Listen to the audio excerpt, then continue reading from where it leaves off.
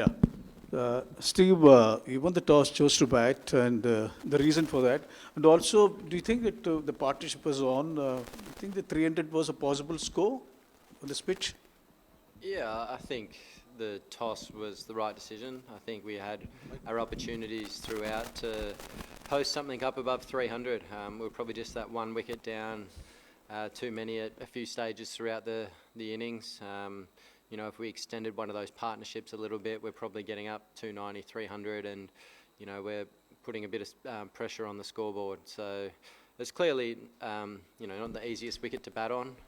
You know, the square block as a whole, I think, has seen a lot of cricket over the last couple of months. We can see it's pretty tired, and, you know, that's probably the reason why we haven't seen a score above 300 in the tournament here so far. So, you know, we did a reasonable job, but, you know, we probably just lacked a couple of those partnerships, just dragging out a little bit further to get us up somewhere near 300 or just above. Steve, you obviously played down the significance of India playing all their group games here, but now we're at the end of the game. Do you think it played a part at all? Yeah, look, I'm not buying into it. I think it is what it is. You know, India obviously played some really good cricket here.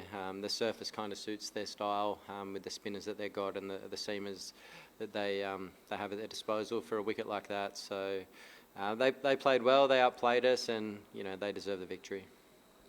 Steve, in the eventual calculations on finer margins, do you think the fielding of your side was not up to the mark you would have liked? No, I mean, we dropped a couple of chances, and you know, I think when you're trying to squeeze the game and you're trying to build a lot of pressure, you need to take those chances when you've got 260 on the board. But that's the game; it happens. No one means to drop a catch. It's part of the game. Steve, would you also say that India planned the chase well, just sustaining that 5 runs and over right through almost? And did they plan the chase well? You know, so the target was 266, still a stiff target, but still they planned the chase well. Would you say that?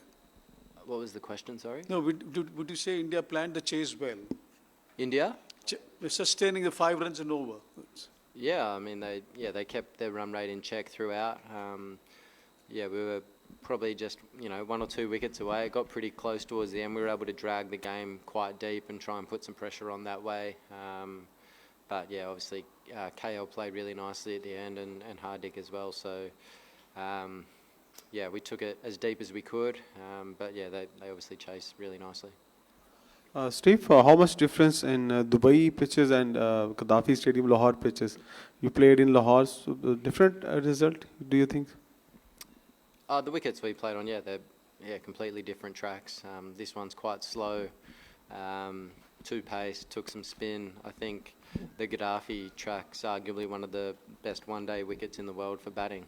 The ball skids on nicely, the outfield's lightning, and there's definite differences there. Steve, when Australia takes part in a semi-final, the expectations are always so high. You're always expected to win. Do you feel that when you play India, their reputation is as formidable? Could that have played a bit on the boys' mindset? Not really. I mean, I think we've got pretty good records in big games, in ICC events, and you know, I thought the guys turned up and did a really good job. There's obviously a bit of inexperience in our team, particularly our bowling attack. Some new guys there who I thought did a really good job as well. So, you know, they're going to be better for the exposure to a big event and playing against world-class players like the ones we came up against today and throughout the tournament. So, plenty of positives to take from it. Steve, can you talk us a little bit through your dismissal and also kind of that period of the game in general? Was that a big moment? Yeah, missed a full toss. Wasn't ideal. Yeah, my plan was kind of to try and put the seamers under a bit more pressure and just rotate the spin, but I didn't do it very well. Yeah, obviously lost my wicket at probably a crucial stage as well. So, you know, had I batted a little bit deeper, potentially could have got up, as we said before, near 300 or something. Alex was batting really nicely up the other end. So, yeah, disappointing time to get out, but that's the game sometimes. Steve, you have been a long time contemporary of Virat.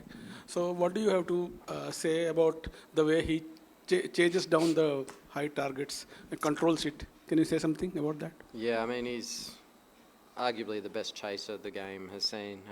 You know, he's done it numerous times against us. You know, he controls the tempo of the game really well, plays to his strengths and takes the game deep. So, you know, I thought he played really well again tonight.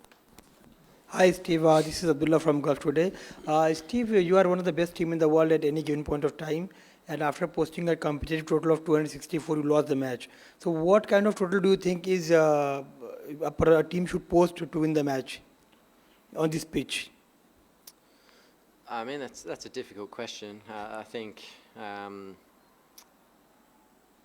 yeah, I mean, somewhere up around 300, I think, on that surface would have been a really good total.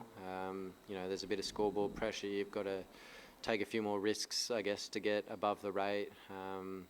You know, with 264, they were able to absorb a few balls here and there and take the game pretty deep. So, yeah, I think 300 would have been nice, but, yeah, we weren't able to do that.